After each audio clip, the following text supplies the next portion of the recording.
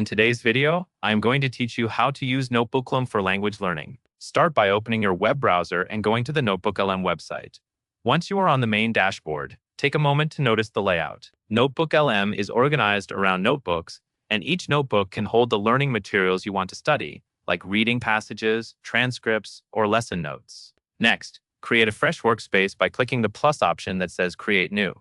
This makes a new notebook where you can focus on one language, one topic, or even one specific course. Keeping notebooks separated like this helps you stay organized, especially if you study multiple subjects. Now, it is time to add your learning materials. In the pop-up window, select your sources. You can upload PDFs, add YouTube links, or pull in files from your cloud drive. Choose content that matches your language level, such as short articles, graded readers, or videos with clear speech. After you add your sources, they will appear in the source panel on the left. This panel is important because everything Notebooklm generates is grounded in the sources you provide, so higher quality sources will give you better study support. With your sources loaded, move to the chat panel in the center.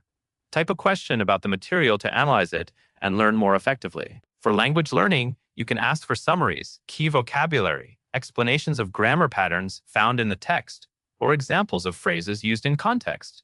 When Notebooklm responds, it includes clickable citations. Use those citations to jump back to the exact part of your source, so you can confirm meaning and review the original wording. To turn the same material into ready-to-use study outputs, go to the Studio panel on the right. Choose Audio Overview to hear a spoken-style summary, which is useful for listening practice.